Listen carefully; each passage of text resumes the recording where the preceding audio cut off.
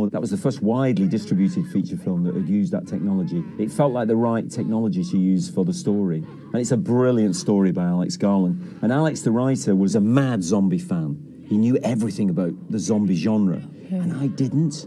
So I kind of kept a distance from it. So I said they've got to run. You know, to be really scary, they can't just wander, stumble around going, They've got to, because otherwise you just walk away from them. In the next scene, the group siphons some gas from the truck. Jim starts wandering around and Selena gets pissed at him. She can claim this is because she'd be worried that he's slowing her down, but she's showing a clear care for him in this scene. Selena is hesitant at letting anyone in and is even worse at showing them care. It's kind of a character trope in the zombie genre, but this was before that trope was a thing. So here it just feels natural and kinda cool. Jim enters the diner, reminding us once again that no matter how comfortable the group becomes, there will always be death waiting around the corner. Jim steps over corpses, looking everywhere to see any sign of life. Jim finds himself in quite the situation here. The infected he happens across is a child. As Jim stands over the boy, he's hesitant to do what he knows needs to be done. He's hesitant to kill him, even though he knows the boy would show him not a single ounce of the same mercy. As the boy continues to swipe at Jim's leg, growling and snarling, Jim becomes ready and swings the bat. This moment is used to give you a sense of hopelessness.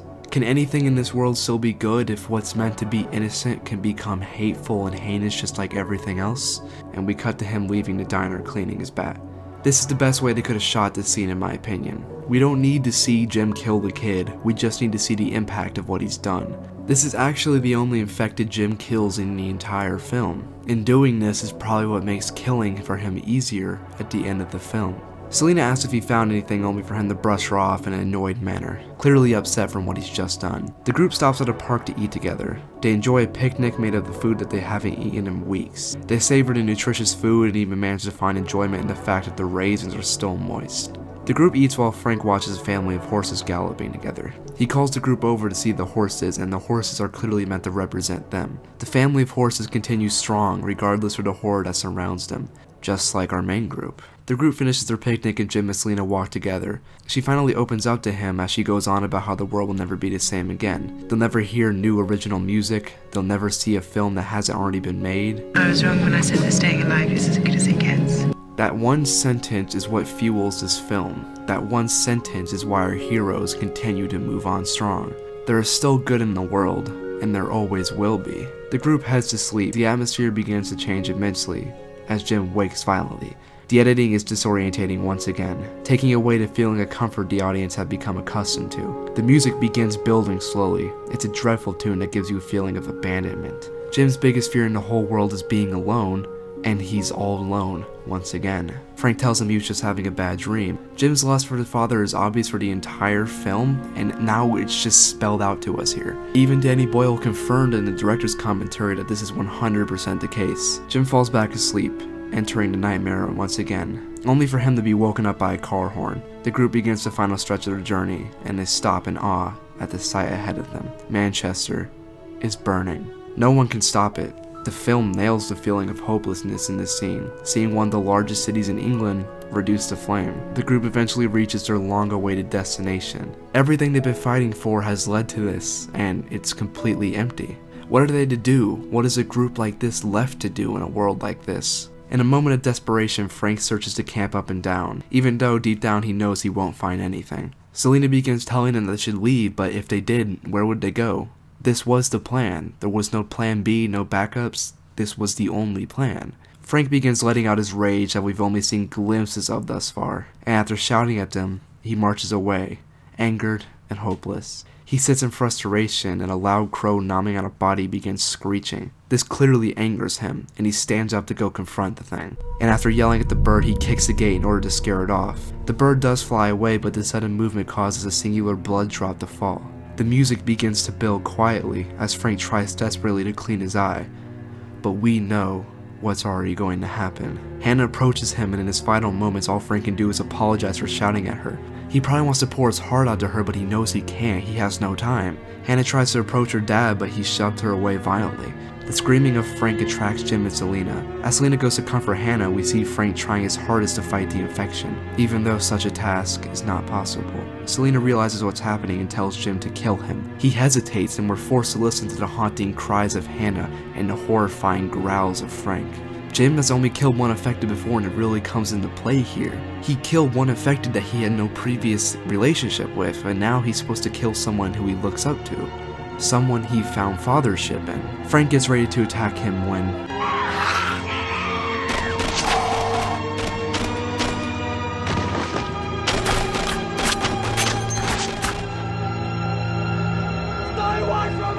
the music comes to a more calmer pace after the matter is over. The group has been saved, but it doesn't feel like it. They just lost a father figure of the group, and the soldiers they have met just feel weird and alienating.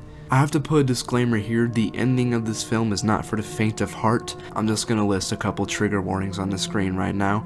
If any of that sounds like something that you don't want to witness, click off the video, because there's no avoiding it. They arrive at a mansion packed with soldiers.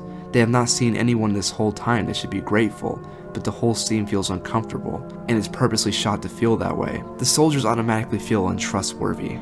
And as the group meets the captain, he feels cold and alienated, almost like he's not a real human being.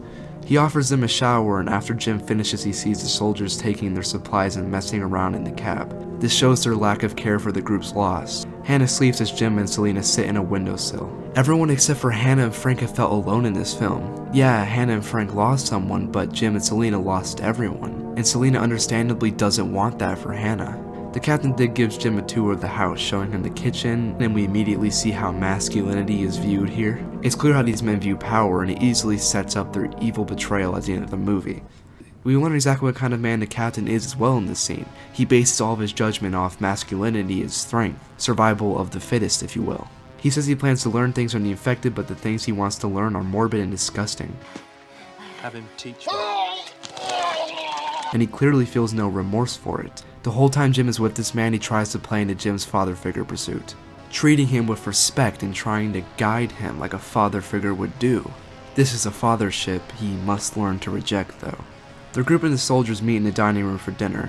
The men sing loudly and yell offensive things. The soldiers cheer and clap as the captain enters the room, and he begins to make a toast. He opens the main platter to find an omelet, which causes the soldiers to cheer once again. Nice one, Doris! The captain tries the omelet only to spit it back out immediately. He refuses to eat it as the eggs have gone bad a couple days prior, which shows that he's the complete opposite to Jim and Selena. The soldiers strike up a conversation about infection in which we learn a lot about the group. Some think everything will go back to normal eventually, and others mock their enthusiasm. This character is very interesting. You can immediately tell that he's different from the rest of the soldiers. He doesn't have this "it's the end of the world, we can do whatever we want" type of mentality. He has much more of an introspective view on the whole matter. He doesn't swear every other word, he's not a comedic person. He's also the only soldier the captain openly mocks. The character could have been easily used as an exposition machine later, but instead they decided to develop him a little bit before that time comes. The captain shares his beliefs about the infection, and it's probably the most memorable line in the film. People killing people, that's just how he sees it. It's always been this way, so what's the big deal? That's because rage can break anyone, even the best of us. The captain then asks Hannah if she can cook anything and says, and I quote, "We need a bit more flair in the kitchen." This just shows how he views her, less of an equal survivor, more as a necessity. He then tells her to eat even though she's not willing to. It's inconsiderate as hell for him to assume that everything is just fine with her after his men gunned down her father in cold blood, and she lets him know this. Looking at his face, he clearly wasn't considering this at all. A herd of infected make their way onto the premises. The soldiers rush outside and begin opening fire. We immediately see the difference between the group and the soldiers, as the soldiers enjoy killing. The men come back inside, and this is when a disclaimer needs to be brought up again. This is when shit gets bad. So as the men re-enter the home, the most aggressive one from earlier attempts to hit on Selena, taking her machete and making very crude remarks. He starts getting handsy, and so Jim attacks him. The soldier overpowers him quickly and holds him down. And then the officer from earlier steps up and slams his gun into the dude's back. It's the most satisfying thing in this film to watch this dude crumble like a fucking sack of dirt. The captain then emerges, disrupting the conflict. He sends the soldiers to clear the lawn, and he takes the machete back from one of the men. He hands Selena her machete and gives a half-assed apology when the captain brings Jim into his private quarters. He opens one of the wine bottles that Frank took from the store. again showing his lack of respect towards the dead. Jim begins speaking frantically about how upset he is about what just happened when the captain interrupts him. Hey, who have you killed? Since it began, who have you killed? You wouldn't be alive now if you hadn't killed somebody. The captain is proved in this one scene to be a man who only focuses on survival and the future of the group. He has little to no humanity left and will not second guess anything. I promised the women. I left us from the blockade. I'll set the radio broadcasting. I promised the women. The captain asks for Jim to understand, but he flees the room. He grabs the girls and they begin heading for the cab, only for... Jim wakes up on the floor only to find Selena holding Hannah, and the officer threatening the soldiers. They overpower him as the captain approaches Jim. He returns to his fatherly tone to reach Jim and help him understand. In this moment, Jim finally overcomes this fear of not having a father figure and realizes that he needs to be the father figure himself. The sense of leadership and companionship that he's always been looking for can be found inside of himself. The captain realizes this, and he's not happy. But I can't let him go. No. Okay, Jim. Okay. Jim and the officer are chained to the radiators as he begins going on about the Simpsons, sounding crazy at first, but then he says, They quarantined us. This is something Jim nor the audience ever thought about. What is the possibility that the world is just continuing without us? How could the infection make it across the seas and the mountains? It couldn't. Jim and the officer are escorted into the forest to be killed and added to the pile of dead infected. Most of the soldiers, whilst in the wrong, believe they're doing the right thing. They want to start anew and save humanity. But this guy in particular is a piece of human shit, and he knows it, and he's happy about it. They line up the two men and Rapey McGee puts his bayonet on his gun, planning to stab the officer. But before he can do that, Doris Mercy shoots him. The bullet almost hits Rapey McGee and he tackles Doris to the ground, allowing Jim to escape into the corpses. They run off looking for him, giving him just enough time to jump over the wall and escape into the woods. After running deeper and deeper into the woods, Jim trips and falls face first. He rolls himself over, exhausted, only to see the officer was right. They are quarantined. This twist makes the story work so much better. The soldiers believe that they're humanity's last hope, but humanity doesn't need them at all. They're just a bunch of morons. We cut back to the mansion where the soldiers are attempting to get Selena and Hannah to change into dresses. This scene is extremely disturbing. Selena is forced to embrace his disgusting behavior and makes out with one of the men just to convince him to leave the room for a second. As the men leave the room, Selena gives Hannah some pills. This gets to me. The men rush into the room, separating Selena and Hannah, when suddenly the captain and one of the soldiers go to find Jim whilst the others keep an eye on the girls. When they arrive, we get a beautifully executed scene where Jim stalks the two men waiting to strike. Baldy over here spots Jim up in the rafters. He slowly makes his way up only to receive a pipe to the head. This scene builds tension all the way through and also starts to build a disconnect between Jim and the audience, one that is only built on as the film continues. The captain finds the soldier's body propped up in a car. He tries to escape in the car only to find the wires cut, and he's chased off by the infected. It's interesting to see his transformation as a character. He presents himself to be this brave and confident man, but when everything starts to fall down around him, he breaks just like anyone else would. Jim makes his way back to the mansion with the soldier's gun and comes across a chained up infected. You think this is a mercy kill? Well, you're wrong. He actually shoots the chain off. Once free, the infected doesn't target Jim because he realizes what Jim has done for him.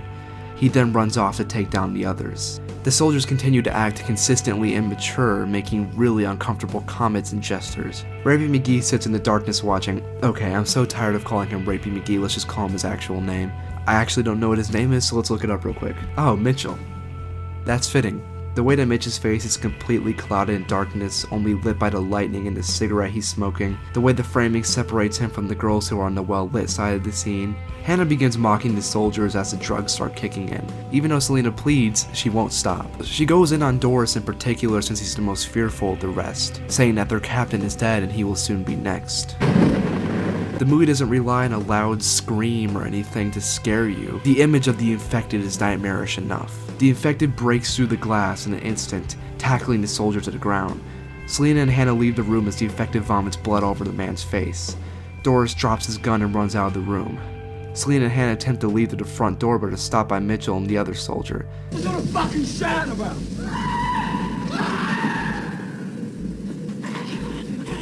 Danny Boyle was actually hesitant to include that visual gag in the movie because he felt like it would kind of take away from the tension of this ending scene, but it doesn't, and it's fucking awesome. Mitchell takes Hannah and Selena upstairs, but makes the other soldier go after the infected. Doris hides in the kitchen, and Jim watches through the window. This is when the film's amazing theme song kicks in the house in a heartbeat. It's a deeply exhilarating song that everybody recognizes.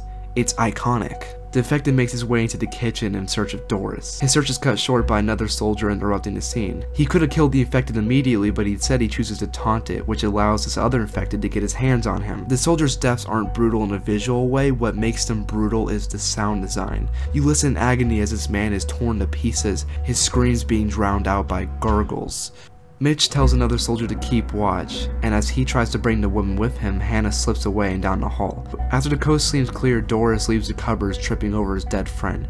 He runs down this long and red corridor, and as he attempts to escape through the front door, neither Jim or Doris say anything in this encounter. Doris is in shock and Jim has just gotten started.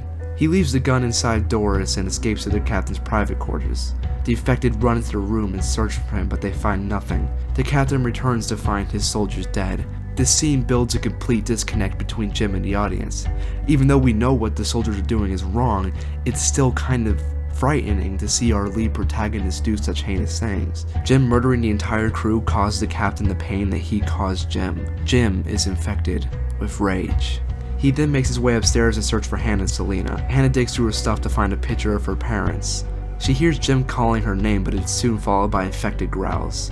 The infected soldier runs into the bathroom where Hannah just was, and it travels up to the mirror that she is hiding behind. We get a terrifying moment where the infected just stares at his reflection. Maybe the humanity left inside of him still remembers life, or maybe he's too gone to process what he's seeing. He sprints and turns down the hall, and after hearing the approaching infected, Jim takes refuge in that old bedroom. Jim moves the bed to block the door, only to find the cowardly soldier from earlier. He begs Jim not to hurt him by saying he doesn't have any bullets left. The infected bursts into the door and Jim runs out the window, leaving the soldier.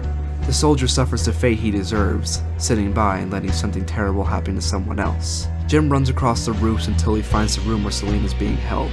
Mitchell hides Selena in the master bedroom, telling her everything's gonna be okay, and once they get out of there, he's gonna have his way with her. Upon hearing this, Jim drops in through the fucking ceiling to attack Mitchell. What follows is an extremely disturbing and wonderfully horrifying moment. Jim repeatedly slams his head into a brick wall. As both of them shout and struggle, we watch blood spill everywhere. Jim then drags him to the ground and...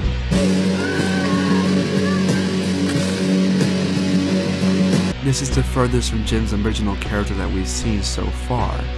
This isn't the same person. This is somebody who is filled with rage. Even though what he's doing is disgusting, it's kind of necessary in a way. The captain was right, people have always killed people and that's never gonna change. In this moment, the beliefs of the original trio come back into play. Mark believes you need to fight, Jim is fighting back. Selena believes you need to do anything to survive, and that's exactly what he's doing. And Jim believes in family, and he'll do anything to protect his. After Jim kills Mitch by shoving his eyes into the back of his head, Selena readies her blade, with tears in her eyes. He walks towards her as she swings the blade, but stops herself. This is a callback to the beginning of the film and also the completion of Selena's character arc.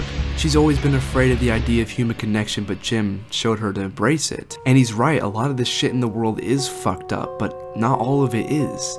There's so much good to be found in the world, like love and companionship and being in a family. The world might be fucked, but as long as they have each other, everything will be okay. Selena, Hannah, Jim, and Frank found what wasn't fucked in this world: each other and the family they grew. The three of them run for the cab when... As Jim screams in pain, Hannah slams the reverse. The captain begs her relentlessly, but she gives him a well-earned fate. The group travels down the road and up to the front gate. So she slams into them, and then it fades to white. And that's actually where the movie ended originally. Nothing more. But after showing the movie to Fox granted them another ending. And what we got is a lot different from what you would expect. Jim is rushed to the hospital, but Selena fails to save him. It's a horribly dark ending, but extremely realistic for the characters. And whilst I really liked the darker ending, the test audience called it too bleak, and we got a new ending which is absolutely perfect. Jim wakes up 28 days later in a very bright and chipper cabin. He goes into the kitchen to see Selena stowing her dress into a large cloth. Hannah runs in the room and tells him it's coming. They immediately grab the large cloth and run outside as some joyful music starts playing. This is also the only scene in the movie that isn't shot on a handheld camera. It's supposed to show how they're finally free from pain, free from the gritty reality they once knew. And the film ends on a shot of Jim, smiling, overcoming his suffering, and celebrating the happiness he's now found. There is no other film like 28 Days Later, and there'll never be another film like 28 Days Later. Yes, I've seen the sequel once and it broke me, and the love I had for the first film was chewed up and spat out by this generic and boring zombie film. And as time goes by and we approach 20 years of this film existing, and more rumors come out about 28 months later, I can't help but ponder what the future sequels would be about. But what kind of maniac would make you listen to an entire rambling about his favorite movie and then also ramble about his theoretical ideas for the sequels? I will now cover all my sequel ideas. So there's a 28 Days Later threequel still in the works, is that right?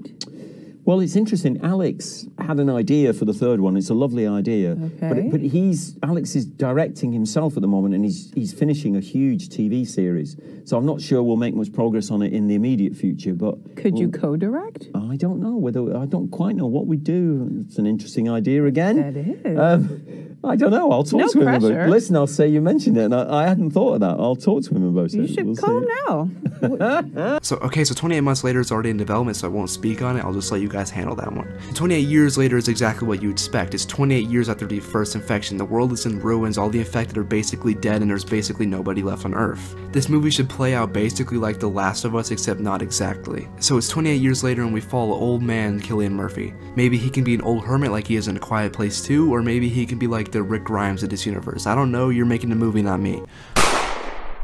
And this movie should focus entirely on the people. There should still be infected, but their encounter should be split up enough that it's memorable. We don't need to see large amount of infecteds. That's what 28 weeks later and 28 months later are probably going to be for. This movie needs to focus on humans versus humans, not to the extent of The Last of Us 2, but kind of more on the extent of The Last of Us 1. I want to see the group travel from point A to point B, whatever that might be, bonding and growing close after all these years once again. And this should be the very last movie in the series, the last installment, the fourth film. And if you're feeling ballsy enough and like you earned it, maybe you can kill Jim off. I don't know, I'm not making the movie. And that's it. I think that's where the series should end for good. Unless you want to be cheeky and do a prequel movie that actually takes place before the first movie called 28 Hours Later, which shows the first, day of the infection spreading, and it's a short, nice little package with a bunch of characters we've never met before, and it'd be super fucking dope. Did you get all that? Good.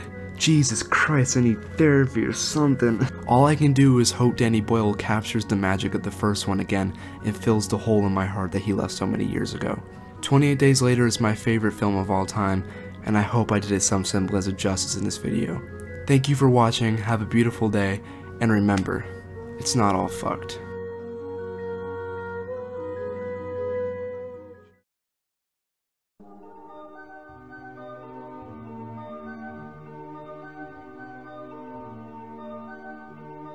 We went to Paddington Station,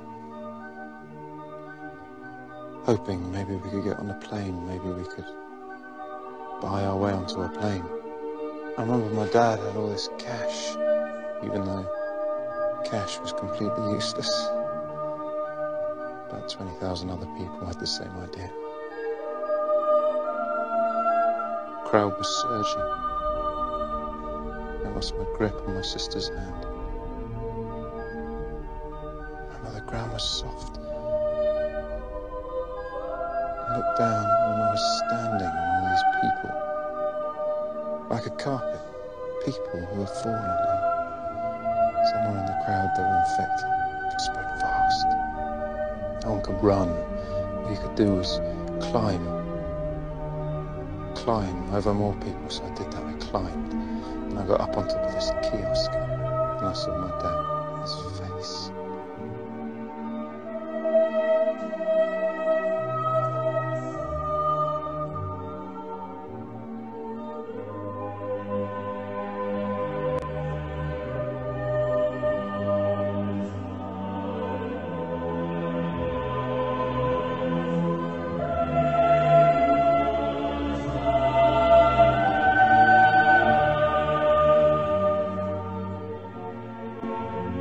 Actually, think about it.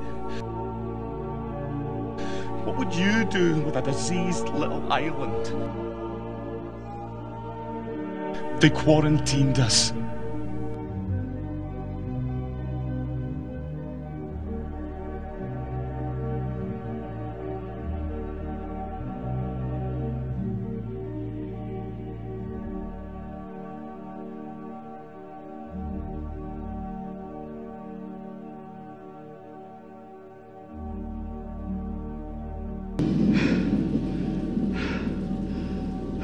It was longer than a heartbeat.